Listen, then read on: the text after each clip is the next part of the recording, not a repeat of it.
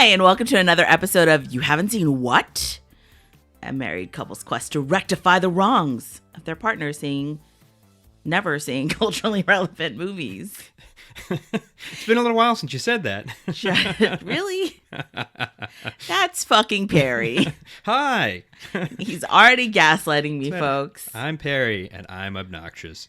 Yes, thank you. Hi, I'm Joelle. I'm the loving wife who goes along with the shenanigans. Yes.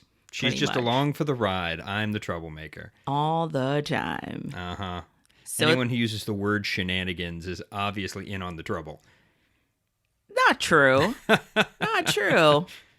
That's not fair. That's not an accurate assessment. I think I've known you long enough to make an accurate assessment. But let us move forward into Parry's corrections. Wait. Hold on. I think I need the right thing for this. Oh, for me to actually correct a mistake. I think I need the right thing for this. Yes, I made an error. Wait. You work on it while I set this up. I made an error in an earlier podcast way back to the April Fool's Day episode. I incorrectly... Wait. Okay. Would you like to run it again just so that everyone is sure that they know that I failed epically? Thank you. I appreciate that. There's no corrections drop. corner. There's only the epic fail corner.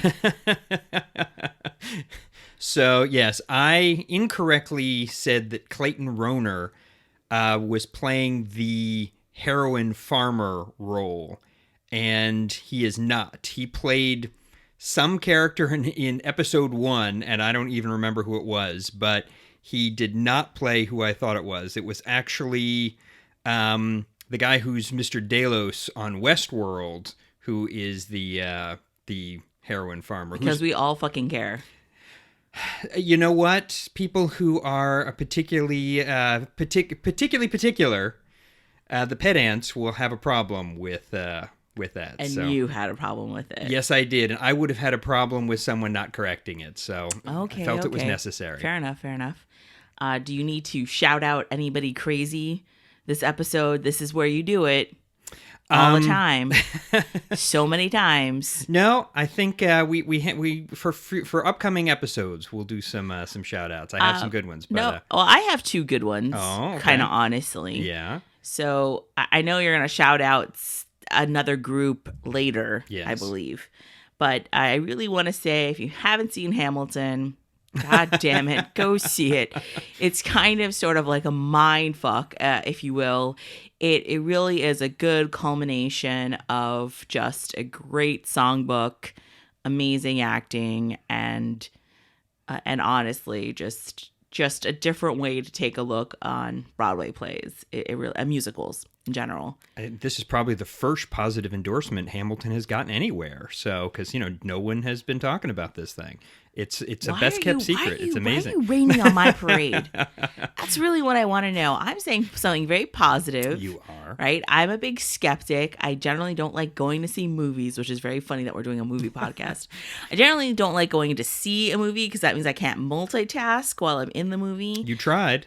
Someone called you out for it, but you tried. Well, I tried taking notes. Yes. I think that's fair for a movie that was 30 years old. Yeah, she was like the ex-girlfriend in High Fidelity, who was the movie critic who was writing everything with a lighted pen and got called out for doing so. And Dark Crystal. That's a whole nother conversation for a whole nother day. I think we did talk about it. Hamilton was amazing. We actually were able to also catch... You went into Hamilton skeptical? Like, you didn't tell me that you were skeptical. I'm not skeptical. I'm always hesitant whenever I go into a play or a musical. I am. I know you are because you have PTSD. But mine is always like, all right, I'm about to spend 3 hours with something, and I know it's gotten really great reviews, but it's sort of like the overhyped thing. It's sort of, you're always afraid that somebody has overhyped it so much that it's never going to live up to what you think it should be or what you think it might be in your head. But no, the overhypedness is true, and it's I don't even think it's overhyped at all. In fact, I think it's underhyped as to how brilliant it really is, and how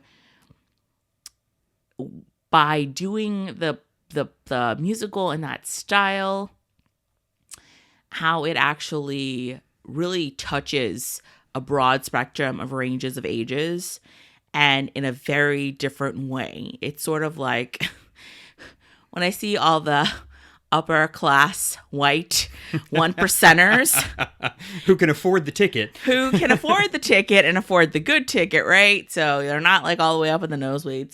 They're like sitting right in the front. When I see them there and how much not fun we're making of, but a little poking, right? Because that's, it's always the juxtaposition of those who have versus those who don't, the ruling versus, the rebellion. So there's always that push-pull. So they're jamming out to a Black Thomas Jefferson when really they're King George. Exactly. Exactly. Yes. So, it's an interesting thing. And especially when you are then seeing like the random Black couple, African-American couple mixed in too, or they've brought along their white friends. It's so we happen to actually see that. So you could see the difference, and also just the kids versus their parents, what they understand within the musical and the references versus what their parents understand, and how much are the parents really going to understand, because it is predominantly rap based.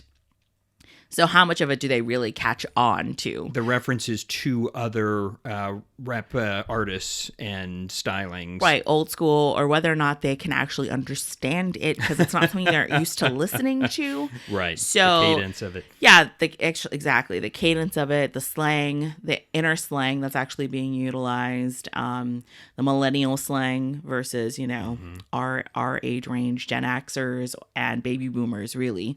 Like, how much of it do you really understand walking away? And then how much are you looking up after you've walked away, right? Because that's part of it too. It's like, how much does it stay with you? So I think I was just surprised about all of that. I really wasn't expecting that per se, or the side effects walking away from it. So we saw that, and then especially the guy with the anti-Trump button cart outside of the Hamilton Theater, knowing that was the crowd he was selling to. Well, it wasn't. I think that's what is so brilliant. Well, he was picking certain people out of the crowd. No. I think that's what's so brilliant, and I really do. It's sort of like you're in a very liberal city, in a way, with a lot of money and a lot of prestige, and yet this sort of discusses the establishment and what the establishment can do to people, and what a rebellion can do to people, and what happens when people make mistakes, and how are they seen, and political games, and there's just so many layers. Also reminding everyone that... But I wanted to keep this short, but okay. Also reminding everyone that all white Americans are immigrants. And exactly, we're all immigrants. And there's a great line. The most loaded and fantastic line in it was immigrants, we get it done. Exactly. So it's just very interesting that way. And then about 3 hours later, we saw the final showing of Hello, Dolly, starring Bette Midler, and his name is escaping me right now. Why? Is it David Michael Pierce? Why is that right? No. Help. Frasier's brother. Yeah, I knew it until you said David Michael. David Hyde Pierce. Thank you, David Hyde Pierce. Okay, see, I was pretty close. I know I had David Michael, but David Michael sounds like that cousin that no one wants to talk to. That hush. Moving on. Sounds like a guy I went to Catholic school with. Okay, David Hyde Pierce. Thank you. And that was amazing in and of its own right. So Parry does not normally like to see regular old school musicals. He is traumatized from a child.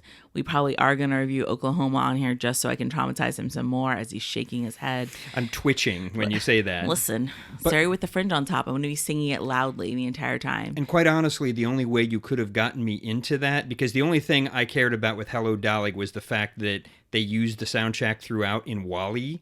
But Bette Midler, that got me in and did not disappoint. She was amazing, and they went off script like 50 times and just did their own thing and had sort of a Carol Burnett, Harvey Korman thing going, of physical humor and just weird looks throughout, but it was amazing. It really was amazing. So, I mean, shout out to that cast, that crew, that production. Gosh, just everything was so on point. Set design, costume, just the talent. It was really, really amazing. And here's the one thing that we have learned. Go to the closing of a show. I never would have thought in my entire life that it would have been just so effervescent, I guess is the best word I can utilize for it. Well, go to the closing of a show that has someone like that, because I don't know if every closing brings out the caliber of people who were there that night. Well, yeah, it was kind of amazing, but it was definitely something to totally enjoy. That was our anniversary Christmas present to each other, was sort of this trip. And one more thing that Parry will discuss at a later time, because we'll have to review the movie that was reviewed at a later time. But I will just add with Hello Dolly, always be willing to strike up a conversation with the person next to you, because I sat next to a very elegant gentleman who was a theater, not only aficionado, but had been deeply involved in musical theater in New York for decades and decades, and told just dozens of amazing stories and rated every production of Hello Dolly from the first for me as to which were all of his favorites, and it was delightful. So I had a lot of fun talking to him throughout the play, and he started leaning over and telling me they're so off script right now. So he was obviously delighted that someone wanted to hear about the whole history, and it was great. Yes, it was. And you have to be the wife who's not insecure about this, because I want to talk to no one ever, and Parry always forces me to talk to people, or I am inevitably either brought in or I'm completely outside of the conversations. You kind of have to be okay with either. Yeah, it's totally by default. It's not like I drag you and be like, you need to talk to us. I don't know. Sometimes you do. Okay, once or twice. Yeah, you kind of do. But anyway, so that's our little rant. Those are my shout outs of the week. It wasn't even Parry, but Parry decided to hop aboard on all of them and take us down to the never ending journey of 10 minutes later. So 10 minutes later, we're ready to talk about dun dun dun, The Golden Child. Yes. Starring Eddie Murphy. Eddie Murphy is back. But this time, he's looking for a missing child, a golden child. He's got a firm grip on reality. Where he's going, he'll need it. Surprisingly, not a prequel to The Golden Girls. I was very surprised. That's exactly what I thought this would be. So I'm going to skip along. So here's my synopsis. He's not gaslighting me today, folks. He's not gaslighting me today. So our synopsis is Eddie Murphy, a.k.a. the Chosen One, searches for the Golden Child while navigating through Eastern mysticism and Western gangs. All right. That's super nice. Short, right? Yeah. To the point. Yep. It's edited way down, like maybe this movie should have been. Stop it. Stop it. So The Golden Child is something that I have seen definitely a bajillion times, and I don't even think I'm saying bajillion enough, quite honestly. My cousins and I have watched this movie. We quote this movie. Everything about this movie has been done in my cousin land world. So it's very near and dear to me. I know that it sucks, but it's okay because it's Eddie Murphy. And I think that's the general sentiment of this entire movie, is that I know that it sucks, but it's Eddie Murphy. And anything that Eddie Murphy is in the 80s doesn't actually suck. Now, we could talk about 90s and 2000s and going on into his later years, but 80s Eddie Murphy is pretty much awesome all the time. So that's why they casted him in it too.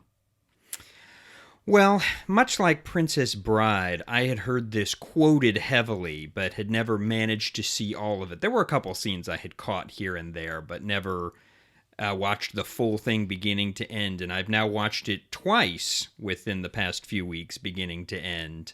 And I think it's one of those things that it is certainly better when you've grown up with it and you become blind to some of the problems. No. I think you are not listening to me. Become nostalgia blind. Hold on. No, I think you are not listening to me. I think everybody knows that this film really sucked. That's not why you watch it. That's the whole point of what I'm trying to say, is that it's not that I don't know that the film doesn't suck, or not that my cousins don't know that the film doesn't suck. I'm saying we watch it because of Eddie Murphy, because Eddie Murphy doesn't suck.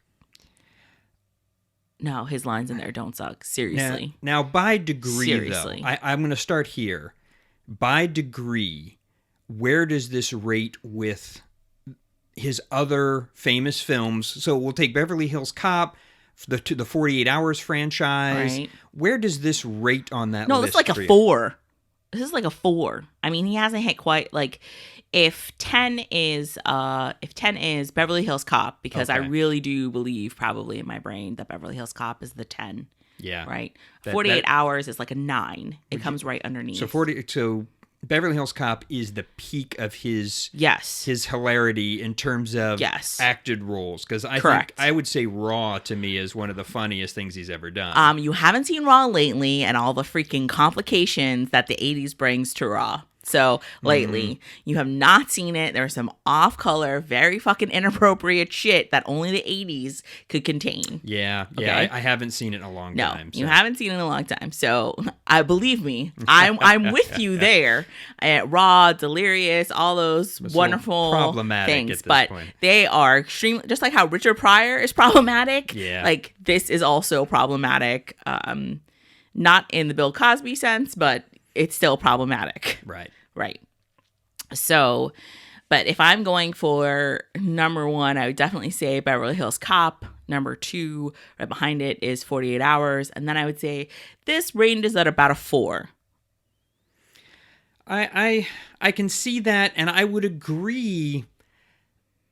I don't want to be the person who comes in and just like blanket ripping on it, but I think that Eddie Murphy's humor, he has a very specific delivery style. Yes. And it's sort of the rambling story humor. He sometimes gets a one-liner, but that's not really his big thing. His big thing is when he does like for example, in this one where he's like, maybe he cut himself shaving and he bled to death, or the Exhibit A sticker. They'll put a sticker on it. They'll put a sticker on it, and the sticker will say Exhibit A, and it'll be right there on the sticker. And he'll kind of do that repetitive story. And Like what you do?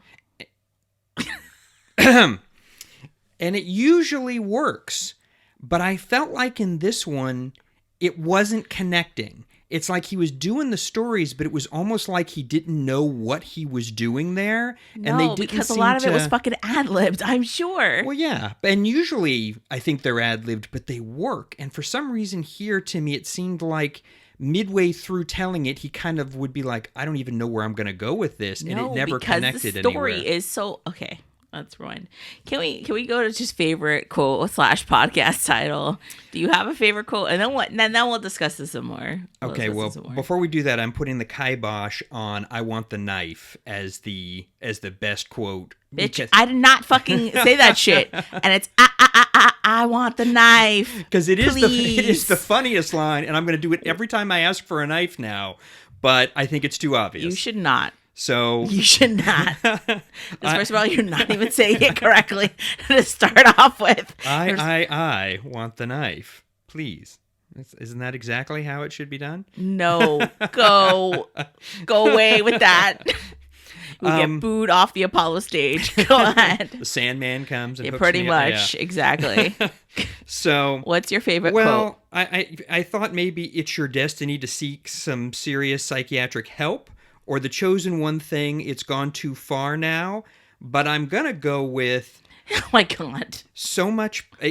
I'm choosing half of it. The original line is, "Those magnificent Americans, so much power and so little understanding what to do with it." And I'm taking the second half, as I feel like at the height of Eddie Murphy's power, the studio didn't know what to do with it in this case, which is why he took a much more active role in a lot of his films right afterwards. So. I personally think you're overthinking this movie. Okay. I overthink every I know movie. that you do. You're overthinking. This is a pizza movie, okay? Yes. This is a 2 popcorn. You get up in the middle, you go out and you got another tub of popcorn type movie. This is not supposed to be taken seriously, as no Eddie Murphy movie should be taken seriously. So I don't know when the hell you're coming in trying to go ahead and saying, yes, this should be something that we talk about, blah, blah, blah. This is not Hamilton. This is not even Hello, Dolly. This is like a chorus line and shit. Like, this is just out there and awesome. It just is there. That's just how that goes. Yeah. No. So the quote for this podcast, because I have kiboshed your bullshit, is, ha, I got the knife. Now turn on the goddamn lights. So it's not the quote you were thinking of. This quote should stand because that was his epic journeys to get the knife to save the golden child. I do think that scene was stolen by Indiana Jones and the Last Crusade when he goes to get the chalice at the end. I do too. I think they took it directly from the Golden Child. I do too. Because the Golden Child's amazing. Anyway, so what do you want to talk about now? Eddie Murphy, what? What shit are you about to talk? Well, first, I did want to talk about the intro to the movie where... Sorry. Does like Randy's Donuts and Pink's Hot Dogs have some sort of deal with the film industry that they have to be in every 80s film? Well, they're the most iconic, and there's only so much shit in LA. So we wouldn't know it was LA if we didn't see Randy's Donuts? Apparently not. Not in the 80s or Pink's. Because they have been in a bunch of the movies we watched, and I know they're in a bunch more. Yeah. So especially, in fact, when we pulled up to Randy's in LA for the first time, you were just like... Donut. Wasn't that like outside of LAX? Yeah, it's just right, up well, the road. Maybe it's just up the road and everybody just sees it as they're coming into town. It's like one of those things. Then everybody takes you to Pink's because everybody thinks that that's where you should go ahead and get a hot dog. You should go to get hot dog. You should go get a hot dog at Pink's. It's like not going to Gray's in New York. Like, you'd be sad. Maybe you don't need the beaded Pink's hot dog purse, but maybe you do. Maybe you fucking do. And maybe you shouldn't be judged for needing that purse. Maybe a lot of people own that purse. Obviously, why would they keep making it at such an affordable price if a lot of people didn't want that purse? Now, the one thing they did show in there that I was very jealous of was 99-cent gas, because when I lived in LA, gas was like $4.99. But that oh yeah, you lived in there. Well, you lived there in the 90s. It was like $3.99. It was really expensive. Really, in the 90s, gas was still like $1 a gallon on the side. It was in the early 2000s. So. Oh, it was. You're right. Yeah. I'm sorry. I forget you're really that old. Thanks. Welcome. So, but it starts off on a joke that I thought the whole what was it? What is the guy reading Chunky Butts magazine? And Murphy's like commenting on it. He's like, that's butt pie, and it's a sequel to Butt Cake or something. And it just seemed like... You paid attention to that. What are you doing?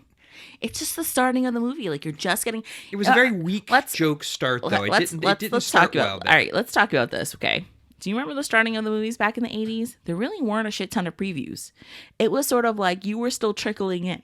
So quite honestly, not until about the 10th minute did you truly have to go ahead and actually make any impact, because that's when everybody finally settled into the movie. That is an excellent point. When you didn't have 15 minutes of previews. You didn't have 15 minutes of previews. So when you said 8 o'clock, the movie legitimately started like at 8 o'clock.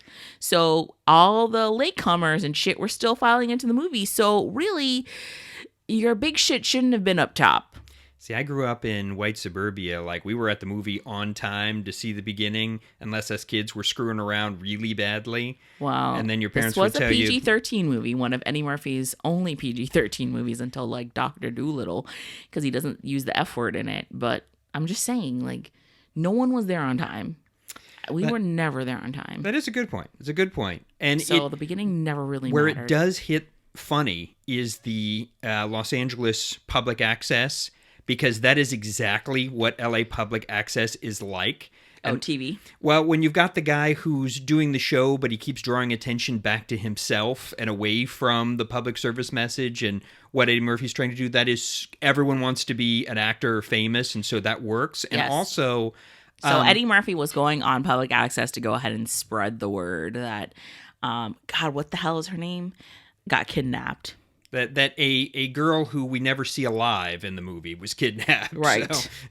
So it doesn't matter what. That's why he's out there. He's trying to find this lost teenage girl, and go cue public access man bringing all the attention to And himself. for those who have never seen LA Public Access, go and look up Francine Dancer and Zuma Dog, because those are the things that helped me get through LA with a laugh.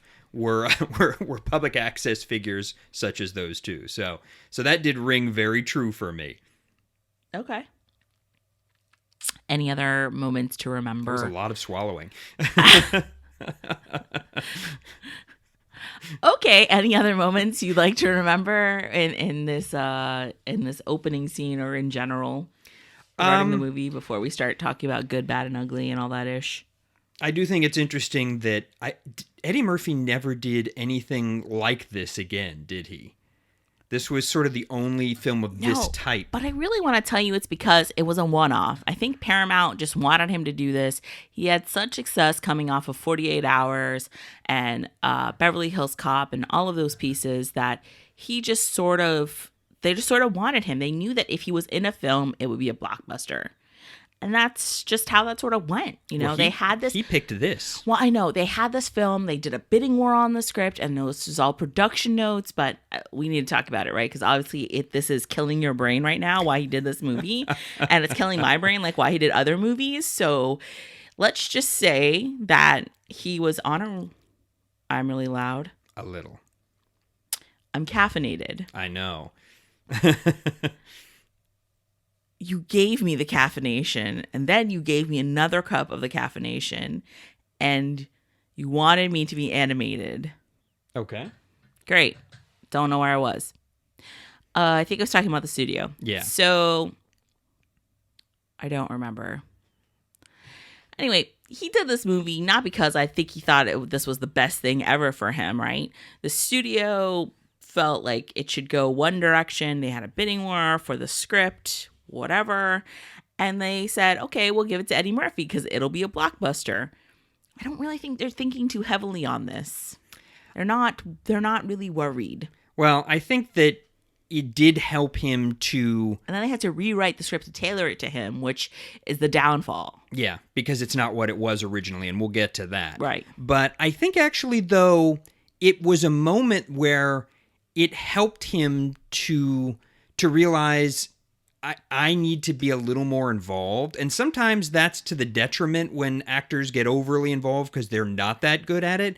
But apparently he was, and it pushed him to be more actively involved in the making of his next 5 or so films. Like he had a part in the writing and everything, and they were all really big hits. And I think it's because this one, he even bashed it, on the Coming to America publicity tour. But I really have to tell you that this is probably one of the cultish movies for Eddie Murphy. It is. So I don't really... I think most people would probably watch this over, say, another 48 Hours. Yes, completely. Or Beverly Hills Cop 3.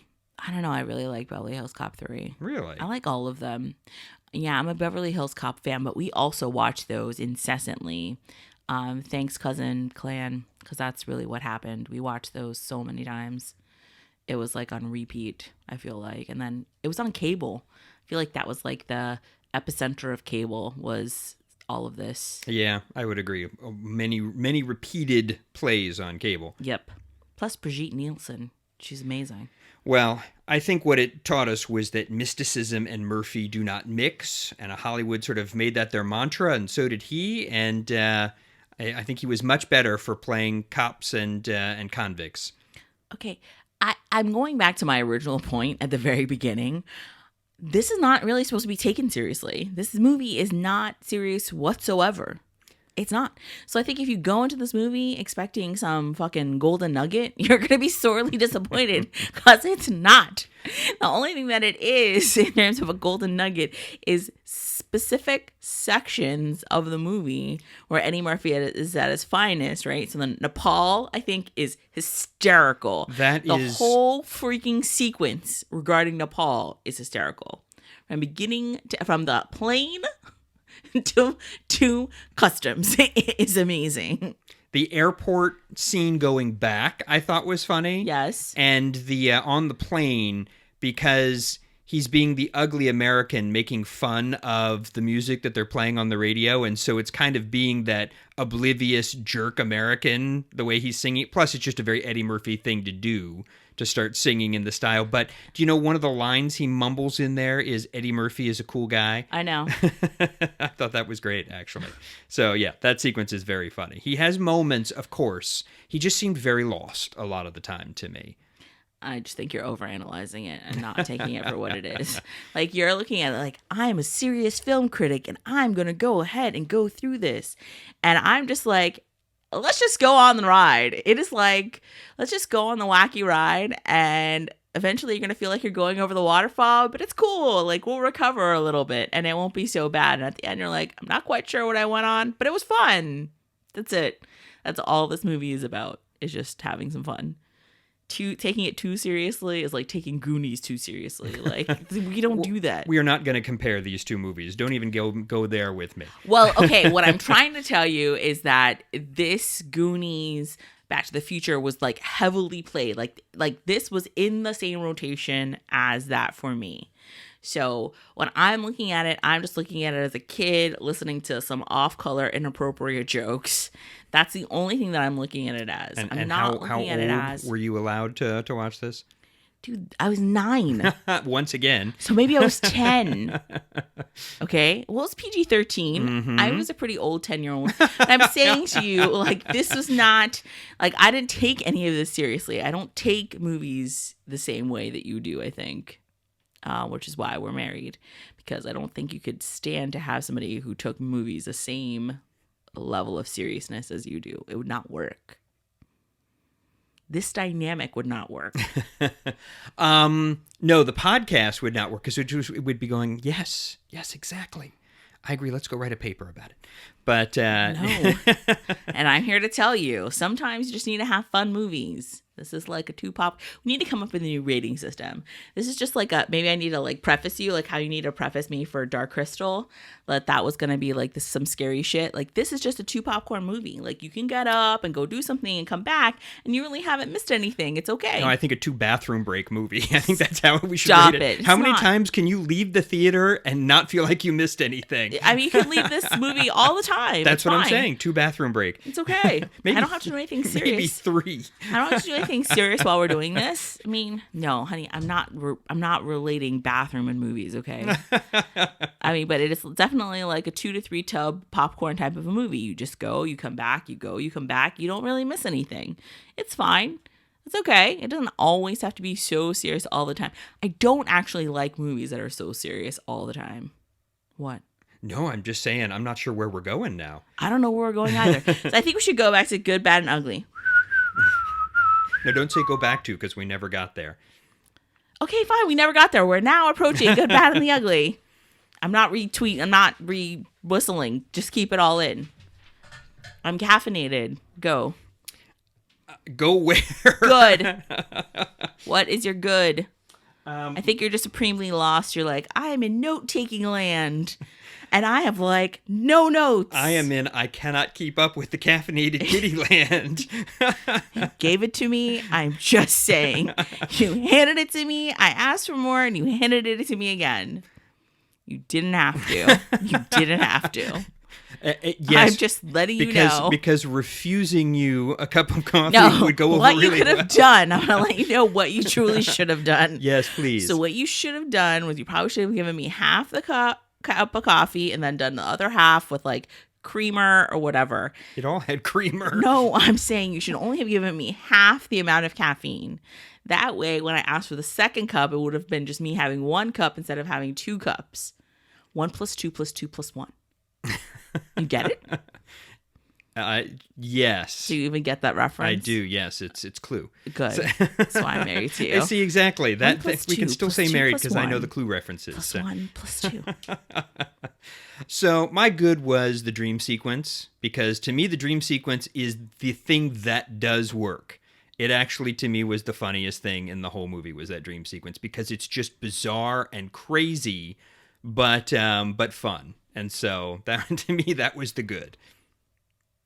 I know you want something larger. Maybe I think you should just go to your bad. Go to your bad, because the dream sequence is my bad. What? Yes. No, to me that was actually funny. Which dream sequence are you talking about? There are 2 dream sequences. That's number 1. Oh, the one with the game show audience and yeah, that's awful. No, it's hilarious. It's so freaking misplaced and ridiculous. That's why it was funny because that's why it's awful. Because dream sequences are meant to be that ridiculous. No, it's really dumb. It's just really awful. I would highly disagree with that. Oh my God. I actually think it's very funny. Yeah, I was a little bit more basic. I said the good was Eddie Murphy because that's really the good. Because just the way like things kept changing, like Foo's hat kept changing. That's the worst. And I was just like, why am I watching the tuxedo and when he's knocking the little... No, I just felt like I was on some drug trip. Well, that's maybe why it's funny. Okay, well, that's maybe why it's not. The bad was the special effects were truly horrific. Other than the dancing Pepsi can, it's awesome. But the rat transformation and... It's the 80s. What do you want? No. It was not that it was the 80s because... If you look at, and we're going to get to this in production notes, but Big Trouble in Little China made, at the same time, the special effects are actually really good because they invested more of the budget into that as opposed to paying very high-priced actors. Now, very different movies in many ways, but the effects are actually pretty good. So, like, that rat sequence is horrific, and the whole demon section at the end was... I mean, Ray Harryhausen was rolling over at that sequence. It is that bad. So I thought the effects were just... They were using actually some of the same effects that were developed for Who Framed Roger Rabbit. Is that your bad? But yeah. Okay. I just thought the effects were... I thought they overreached. All right, they could have what's your ugly? Because we've already determined that my bad is that dream sequence. Go ahead. My ugly is that at that time in Hollywood, there were like 8 Asians that were allowed to be employed at any one time. It seems like there was some kind of Hollywood deal that it's like we can only have 8 Latino and 8 Asian actors at any one time, and so they have just on it. So they have to play every nationality. That's, they can be Tibetan, they can be Chinese, they can be Japanese, Korean. We don't care. We don't know. Just put them in the role. And they're always really good in those roles, but it's always the same few people. And that, it seems like an ugly because it seems like it's a Hollywood constraint and not just because these 5 or 6 people are the only ones who can play these parts, although they are always good. Okay. So I know that has shifted. I mean, Crazy Rich Asians has definitely shown that can shift, or that has shifted. But I felt like if you look at the 80s in that sense, you see the same thing quite a bit. Okay. I mean, I went for like just the language. Obviously, the 80s, just words and usage of words were just all over the place, and the disjointedness, the obvious disjointedness of the entire film.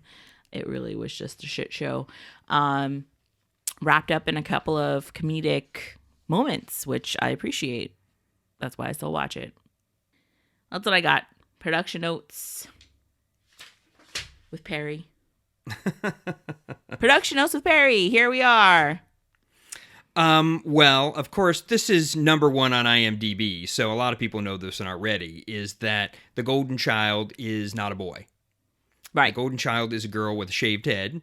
It's Joelle Riate. I'm not sure how to pronounce it, but the cool part is she is still out there and still active, and she's actually a bespoke professional organizer.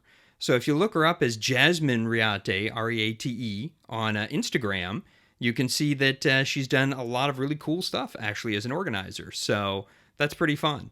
So I think, as we were talking about before, the pacing issues, it's the same issue that I've had with movies like Pineapple Express, where they're not sure what they want to be. Are they an adventure movie? Are they a comedy? Are they a gangster movie? It's when they don't know exactly what they want to be. And it turns out that this was actually an adventure film when it was written. It was sort of a vehicle for Mel Gibson originally, and he turned it down, and then they reworked it for Eddie Murphy. So it kind of makes sense why the tone doesn't always seem to fit, because it had to be reworked. I did think it was fun, though, that Eddie Murphy wanted at one point George Miller of Mad Max fame to direct it. So, but he turned it down. And he also thought John Carpenter might want to direct it. But Carpenter wanted to do Big Trouble in Little China, which, again, they pushed more money into the effects, and they pushed to get it out sooner. And it came out, I don't know, like 6 months earlier, but made a lot less money than this movie. But it has a lot of the same actors in it. Also, Eddie Murphy turned down a role in Star Trek IV to do this. I had no idea that he had even been considered for that. I'd never heard that. Yes. Now, as far as promotion of it goes, there was actually a teaser that was released, and I remember seeing this teaser in the theater, and apparently it is impossible to come by. Like, you can't even find it on YouTube or anywhere. But it's where you see a blizzard and a yak, and Eddie Murphy is riding through the blizzard, and the narrator says something about the golden child, and then Eddie Murphy looks at the camera and says, well, if I'm the chosen one, how come I'm freezing while you're resting in a warm movie theater? And he's like, why can't someone choose me to go to the Bahamas? And it's just a short little teaser for it, but it has apparently vanished out there. So if somebody knows where to find it, please send us a link, because I would love to see this again, because I remember that actually being pretty funny. Well, do you know why he says the Bahamas? Didn't he own some islands in the Bahamas, something like that? Yes, he owned. It says he has owned several islands. I don't know what that means as to how many or over what period of time. I don't know. But he has owned islands, apparently. So, now as far as some of the interesting actors in here, I thought that it was interesting that the guy who plays Till, I think his name is, he was the guy who likes the Golden Child and is always getting him to revive butterflies, and the one who the can dances for. That was actually Randall Tex Cobb, and he was Leonard Smalls, the bounty hunter in Raising Arizona. So I didn't recognize him. He looked vaguely familiar, but I couldn't quite place him. So some of the other interesting people in here: Charles Dance, who of course plays I always forget his name, Sardo Numspa, or as Eddie Murphy always says, my brother Numpsy. Yes. Also, that was referred to in a Kanye West song, My Brother Numsy. He mentions him. I forget which song it is. Let's see. It is Gone. Treat me like the prince, and this is my sweet brother Numsy. So he was also, God damn it, Tyrone Lannister? Yes, that's it. So yeah, he was the head Lannister. So, and playing even a larger degree of dick than he plays in this film. So, although in this film he never seemed to want to put his arms through his coat sleeves. I didn't even think he had arms at the beginning, because he never wanted to seem to put the coat on all the way. I don't know what acting choice that was. But apparently he's having a great time in making the film, because he said he was just always trying not to laugh at Eddie Murphy. Even though he bashed it. Yeah, he bashed it, but he was like, yeah, it was fun. It was fun to make. So he obviously had a good time doing it, because how could you not have fun making a movie with Eddie Murphy? Even if it's like considered one of his worst, which it isn't. That would be Pluto Nash, which I worked on, actually, in the miniatures department. But even if it's a lousy one, the chance to work with Eddie Murphy, I don't think anyone would want to turn that down. Right. Especially not 18-year-old Charlotte Lewis. Right. She was 18 years old. Yeah, she was only 18. And they found a way to have her be soaking wet and white. And what? In white. Yeah, soaking wet in white, which sounds like some kind of album. And to do lots of backflips and things with no pants on.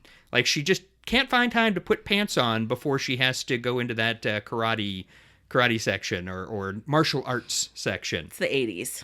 So I guess you have more range of movement, more flexibility with no pants on. It's the 80s. But that's the explanation for a lot of things. It was the 80s. So. It was the 80s. There wasn't the same regard for a lot of things in the 80s. I think the funniest thing Charles Dance does in the movie is at one point when he wants to go to hell to talk to the devil because he's a demon, he does like the rock and roll fingers. Because, you know, when you want to see the devil, what are you going to do but heavy metal rock and roll fingers? And he like crosses his arms and suddenly he's in hell. Rat would agree with you. Hey, that rat sequence, I feel like they kept telling the editor, no, you need to show more of the rat video. You're not showing enough rat. But, and I promise I am not choosing that as my soundtrack smash. Praise Jesus. I was tempted God. until I found out who wrote... Oh, can we segue? Is that a good segue? Or you still have more? I wanted to talk about other things that the director had done and the costume designer and all of... I'll just give a quickie. And this is one I think that will segue into soundtrack smashes. Okay. Look up the other members of the cast because they worked on a lot of the same things like Fletch and things like that. But the person who ended up composing the music, it was originally, I think Alan Silvestri was approached, Back to the Future fame. He turned it down, and then they had John Barry do it, who, you know, famous composer of, you know, these large sweeping scores. And he wrote one for it, and they decided, it kind of drags the whole thing down because it's too big. That was the feedback. Yeah, that it was too cinematic. It was too big, and so too epic. And so they kept little bits and pieces of it. But the composer that they did bring in to do the final version, named Michael Colombier, I think it is Colombier. He also did the music for Purple Rain. Not the, you know, of course, not the Prince songs, but he did the score for Purple Rain, among other things like New Jack City. But yeah, I just thought that was pretty cool because I had kind of forgotten about the score in Purple Rain. I think everyone does. We always think of the Prince soundtrack, but I thought that was an interesting thing and a nice little segue into soundtrack smashes. Yeah, so that actually pairs in nicely. So the only way that you can really get this soundtrack anymore, I mean, you can get the vinyl of the original score, but what you really want to get now is a 3 CD set that was put out by La La Land Records back in 2011, and it actually has the John Barry soundtrack. Is it Michael or Michael? I don't know. Michel. I'm sure someone. I think it's French. Michael right? Colombier. Exactly, his as well, and then you get the actual soundtrack songs on there as well. And do you get the John Barry? You get the John. That's what I said. You get the Yeah, unused, the used, and then you get all the other stuff. That's pretty wild, actually. I'm kind of interested to hear because they used bits and pieces of the Barry score in here. Right. The rest of it kind of. Oh, so wait a minute. Now, so maybe you're about to say this. Doesn't it sound a little bit like Beverly Hills Cop? It sounds like Beverly Hills Cop and Better Off Dead. There were little moments of both in there. But yeah, it sounded a lot like Beverly Hills Cop, and I bet that was very intentional. Someone at the studio was like, make it sound like Beverly Hills Cop. It's just the synth. Yeah. It's the synth pop that was being... I mean, there was no Axel F in there, but... but it was very... and then, so what do you choose as your soundtrack smash, Parry? I'm shuddering at the thought currently. Well, like I promised you it wouldn't be Rat, because that just was, you know, after Overload, I feel like I have to give you a few true and real choices. Oh, you mean you're going to take it seriously? Thanks. I never said that. But yes, I do actually have one from an artist that I actually, you know, respect a lot and admire her work. And that would be Ann Wilson, who did The Best Man in the World at the beginning. And the music was actually by John Barry, but the lyrics by Ann Wilson and Nancy Wilson and Sue Ennis. And so I thought that was actually, it's a fun song and it opened the movie well. And so if you were still coming in with your popcorn and you were seeing him staple all those signs up, that music actually did get you in the mode. And I thought it did set not only an 80s LA, but an Eddie Murphy type tone for the film. So I actually thought that was a really great way to open the show. Yeah, I agree with you. It was a really great way to open the show, but mine is very different. Your reason or your song? My song. Oh, really? Yes. You're not choosing an Ann Wilson I'm not choosing Heart Heart. Fame song? I'm not choosing the Heart song. Is it because you knew I was choosing that one? No. Has nothing to do with anything. See, I thought we were going to hit like a daily double here. No. Okay. It's not. Surprise me. I mean, is it really a surprise that I picked Taco Putting on the Ritz? Is that really a surprise? Okay. No. It's not such a big surprise. That Pepsi can sequence is pretty fun, actually. It's amazing, and they did it post-production. Yeah. And I actually not in your production notes. No. I think I had talked about special effects already. And what's interesting is that effect did a lot of it after. That effect is so good. It is so good. And so many of the others are so poor. It's so shocking that one is that good. Sometimes you have people who work on things that want to work on it and they like it. And you get it from different effects houses sometimes. And I don't know if these were all done at, I think, were they ILM? I don't remember if. I don't know. But that sequence with the can is ahead of its time in terms of quality. Exactly. Feel like. So, ergo, my favorite sequence, besides I love that song. That song is my jam. Well, you've never heard the Young Frankenstein version, have you? No. We're going to get there. We are. Yep, we're going to get there. And I plan to be divorced by then. Well, at the rate we're going. Today? At the rate that you're giving me caffeine? Yes. We might be. Yes. You might be thoroughly annoyed with me by the end of this podcast. Aren't we at the end yet? Almost. Can't fucking wait. Oh, ouch. Yikes. Really? You're the one giving me grief. Me? Always. God, you're killing me. All right, so soundtrack smashes. Yay! Are we done? Well, so, Joe, tell me, and you've already told me a little bit, but, I will admit I was harsh at the beginning. I shouldn't have been so harsh. I know this is a childhood favorite, and I would like for you to, outside of just the fun, fluff, being a popcorn movie, what does this mean to you personally in terms of all those repeated watchings with family or friends? God, I don't even want to talk about what it means to me personally. It just was one of those movies that is iconic in my childhood, I think. It's just one of those things where we've definitely quoted the knife quote back to each other a bajillion times. Even when the older Asian ladies on the plane and Ikanis and Ikanis? We literally have picked this. Wait, what is the line? She's like selling something and like holding things. Ikanis and Ikanis? See, Ikanis and Ikanis. Like it doesn't matter. It's just a rambling in the middle of the film. Well, at least now I know what that was from. Every time you'd mention this movie, you'd do Ikanis, and I had no idea what line you were quoting. I kept thinking I know my hearing is not good anymore, but what is she saying? Here's the thing. The reality is that this is a cult classic. It really is. If you look at the references in regards to what Eddie Murphy is quoted from, I mean, it's this and it's Coming to America. I don't even think Beverly Hills Cop is as quoted. Not really. Yeah, no. So Coming to America and The Golden Child, I feel like are probably the two highest quoted movies by him. Wow, because it's okay. just so freaking obscure. Mm-hmm. It's just so odd. So I don't know why it comes from that place, but it does. It just does. I mean, I think another 8 hours isn't even quoted as much because in that movie, really, he's a criminal, right? So white cop, black criminal. Okay.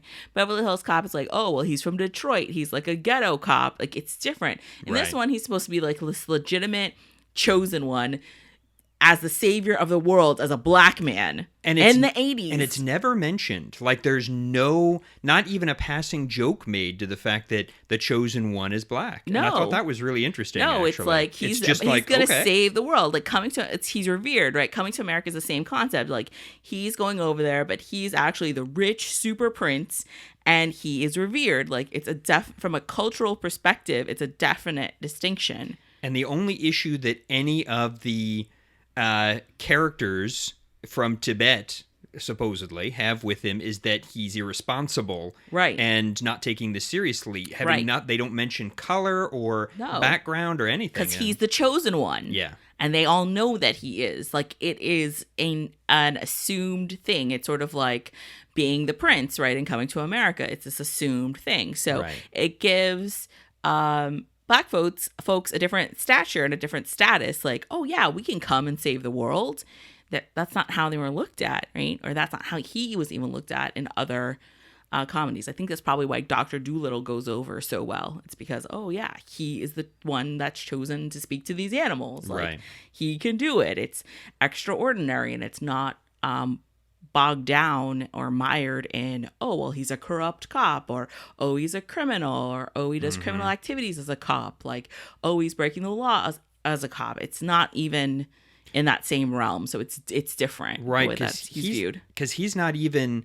They don't make it like he is some kind of gritty character, or that he's just sort of irresponsible. But he's irresponsible and he likes sex. Okay. But he also finds lost children. That's what he's doing at the begining. That's how they find him. He's noble. He's actually doing something. Yeah, exactly. He's noble. He's actually doing something positive in the community before he finds this out. And so I thought, again, that was a really great way, because often Black characters in the 80s, even if they ended up becoming a hero, they had them start out as something much, much different, a criminal, or someone who is a lazeabout of some kind, and they don't do that here. So it's not. So to me, I think that's probably why, if you would ask me my opinion, why it's something that's always so quoted or so revered, or is such a beloved cult classic in general. I think it's because it's a different stance of how you view Black or African Americans in general, like, and how it's perceived as a film. And that was the biggest thing, I think, that a lot of Black actors and actresses had to really look at. What parts were they playing? Why were they playing them? And it was a different time, like, why you were playing these role models, or who were you modeling in these movies back then, because it was such a weird turning point time in the 80s. Well, and I just want to touch back on something we didn't talk about today that we usually do, and that was how much money it made. So wait, I can do that. Release date was December 12th, 1986. Sorry, I slacked on this part. The running time was 94 minutes. The budget was $25 million, and it actually made about $80 million domestically. 5.9 IMDb, 26% on Rotten Tomatoes. Like, the critics hated it for all the reasons that we've sort of stated. Well, and it was considered, at least in relation to his other movies, kind of a flop at 80 million, because Beverly Hills Cop was like 200 million. Right. And so in a way, the title is a little prophetic in that, for two reasons. One is that, maybe just being Eddie Murphy does not make you the golden child, because you're not always going to make 200 million, but maybe it does, because it's still going to make more than a similar movie, which was Big Trouble in Little China, and it's going to allow you to have even more clout, because you're going to take more of an active role in your upcoming films. And so I think that the title... I still think he's laughing all the way to the bank. Oh, of course he is. No, because I don't think anybody really realized how much money it was going to make after, or what a big cult classic it would become. It's still selling DVDs. It's still selling DVD. Exactly. So much so that they decided in 2011, like, that's pretty recent, to go ahead and put out a 3 CD compilation set. Yeah. And in fact, that compilation set is selling for like $50. So it's increased in value already, just in the short amount of time that it's been out. So I don't think anyone really understands what a sleeper sort of classic this is now. And if you didn't grow up with it, you definitely, I don't think, understand. Like I said, I've only in comparison did I have some issues, because I think he's so much funnier in others. Oh, for sure. But when he is on in this, when he is funny, even if we don't think the same scenes are as funny, and the I want the knife is funny. It's freaking hysterical. No matter who you are, that's funny. It's freaking hysterical. But when he's on, he's on. When he hits it, he hits it. Yeah. Now, and I mean, I think he hits it because he's taking control of those scenes. Yes. In which that's happening. Or he's playing off of like Victor Wong, who is just incredible, really, as the old man, right? That he Yeah. gets swindled with the necklace, and as Charlotte Lewis's father, we find out later, Keenang. And the scene where he's playing them both like, you need to be celibate and I'm okay if you do whatever with him too, because she turns out that it's his daughter. Yes. And I love how he basically fucks with both of them by giving them completely different advice. Right. And it helps to keep them from being physical together more, which is exactly what Dad would want. So, so I thought that was actually really funny. That's right. And James Hong played a great straight man because he was the very serious Dr. Hong. Dr. Hong, yes. Yes. And so serious about it. And so Eddie Murphy had a few good lines off of him because he was playing it so straight and serious. Right. So, which is a very different role than he plays in Big Trouble in Little China.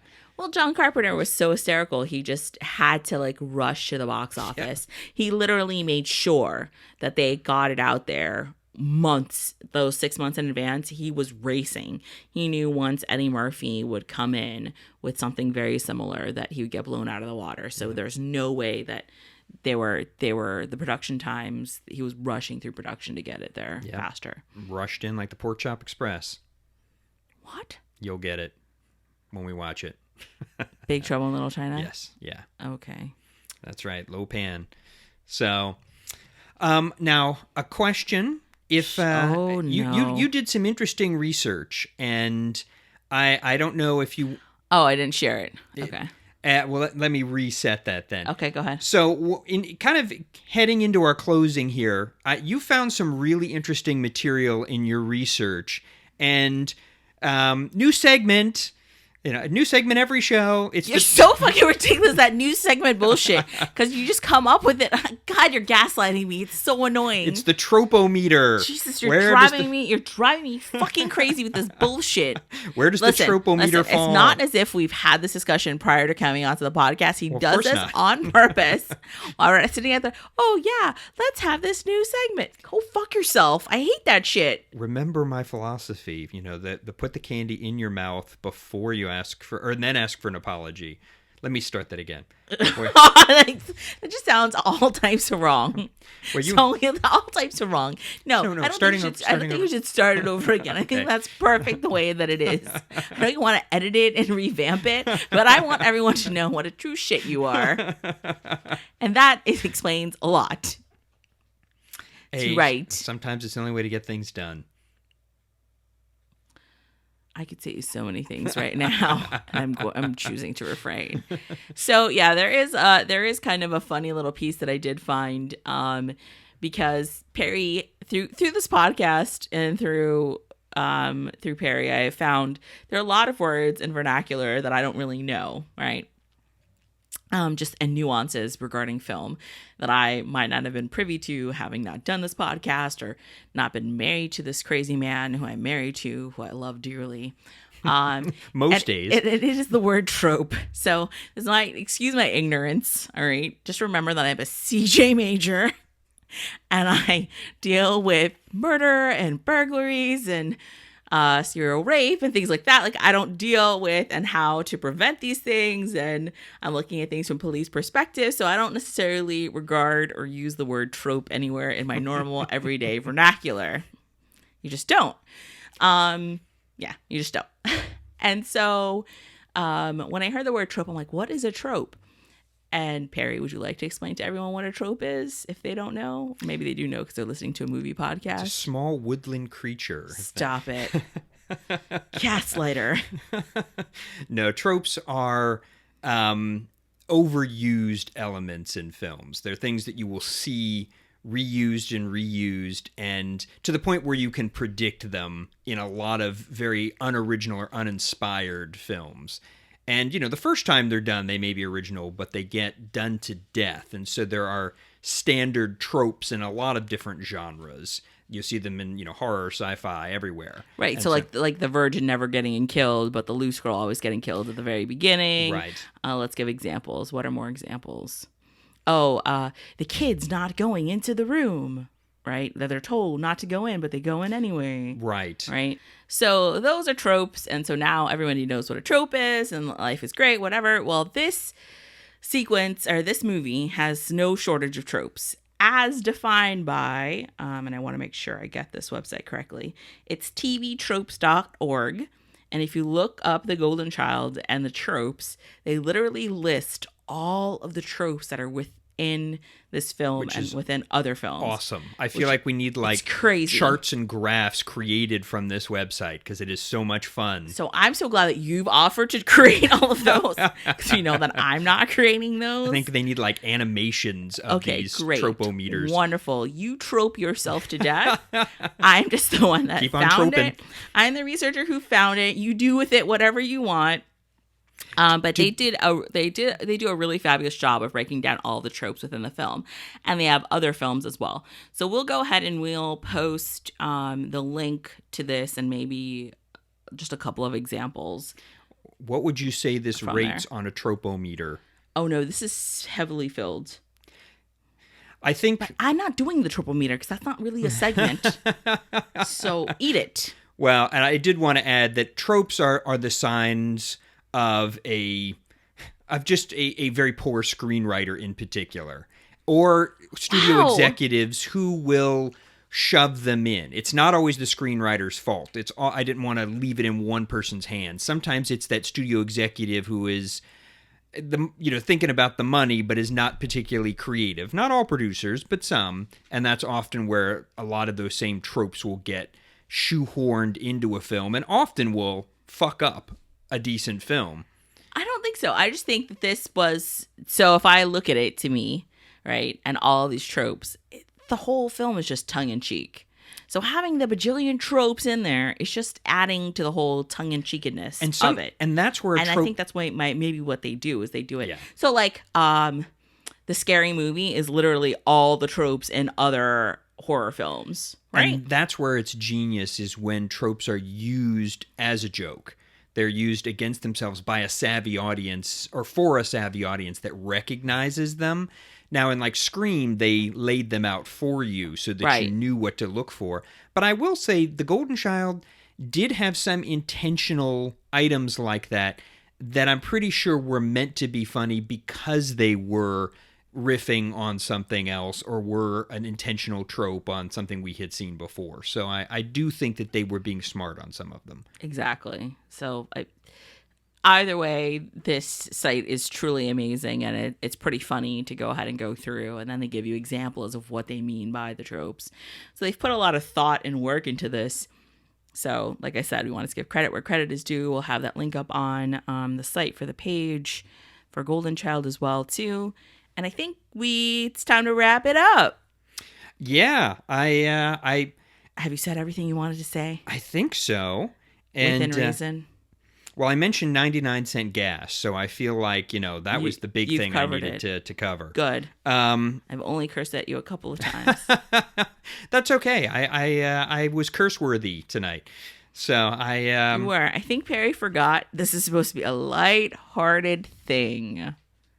Light-hearted film. We don't have to go hard on the light-hearted film. Yeah, I was being a little hypercritical. I will admit, I was taking it a little too far. But yeah, this does not need the film school treatment. Maybe if we did something else more serious, like Goodfellas, Godfather, anything else that could get film school treatment. In the final analysis, though, I would say that if I'm flipping through the channels and I'm just looking for something to be goofy and be on in the background, I will stop on The Golden Child. I would leave it on The Golden Child. And I might do some other things, but it allows for that because it's not taking up a lot of brain space. Nope. But it's not as insulting as a whole hell of a lot of other movies out there. Correct. So thank you. Yeah. So right. I will definitely give it that. And even some of the more problematic lines do still elicit a small laugh. But overall, we didn't mention. So this was redone. What? Haha. What? Sucka production notes. W-T. So this was redone, but in the actual style that was meant to be redone. And the movie that it was called is Yoda. Yodha. Yoda. 1992, maybe. Yoda. What? Yes, it was redone as the original script. In 1992. By a whole bunch of Asian folks. No, but I'm saying Dennis Feldman wrote the original script. Okay, I know what you're saying to me. What I'm telling you is that it was redone in the manner in which in India. It was redone. Okay. That was the part when you were like a whole bunch of... It was done in India. Yes, and it was redone as the script intended. Not as a Bollywood musical? We're ending this now. So, shameless self-promo corner. So, so if you're really interested, YODHA, 1992. I learned Golden something Child today. revamp. The more you know. You cannot mess with the researcher. You do this for a living. So the research, I mean. I know. Not the podcast, because we're not making a living off of this. We aren't. However, on that note, please review and subscribe to our podcast. If you haven't checked out our website, check it out at youhaven'tseenwhatmovie.com. Our social media, Insta, Facebook, Twitter at youhaven'tseenwhatmovie. And give us a shout out or give us a shout. Well, both. Give us a shout out and a shout. How about that? So if you really like us, please let us know. Let your friends know that they must listen to this craziness, as well as give us a shout. Let us know what you like, what you don't like. Marriage advice, whatever. We're open to it all. We're fine. The don't like category is just going to be my name. I call out a lot of people, so I think I might get more hate mail than you. The word hasn't gotten back to Spielberg from 3 O'Clock High yet. Oh, right. Wait, no. So I have an epic fail of my own. Oh? What did I say? I said that he directed it, but really he produced Back to the Future. Was that what it is? Yes. Okay. So that was my epic fail. I'm sorry. I Yes. didn't mean to demote you down to a director. Yes, Zemeckis, his protege. You produced it. My Yes. bad. Okay. Had a lot to do with the production. Correct. But yeah, it was... Unlike 3 O'Clock High. Oh. Okay. On that note, thank you so much for Just ask listening. Eric Stoltz how he feels about it. But Thank you. Thank you so much for listening to us ramble on once again, this time about the Golden Child. So, that's all we have. That's it? You're good? Okay, Good. He's nodding. Good. All right. So remember, be kind. Viva Nepal. I mean... oh, no. Rewind. It's reversed. It's reversed. You're supposed to say be kind. No? Am I? Yes. Dude, we always Be kind. Rewind. See, how do you forget that? Brother Numpsy. No, you are not my sweet brother Numpsy. That would be incest. That's bad. Oh, yeah. Damn No. it. I forgot to mention something. What? As usual. I forgot to Go mention... ahead. We're still that going. in our research, we did determine That Casey Zamasco and the actress who played his sister did not date in 3 O'Clock High.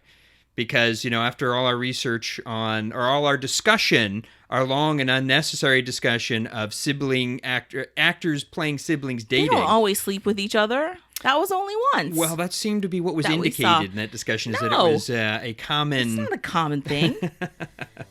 Ignore him. And remember, Be kind. rewind. And we're out. Viva Nepal. Yes, Viva Nepal all we want.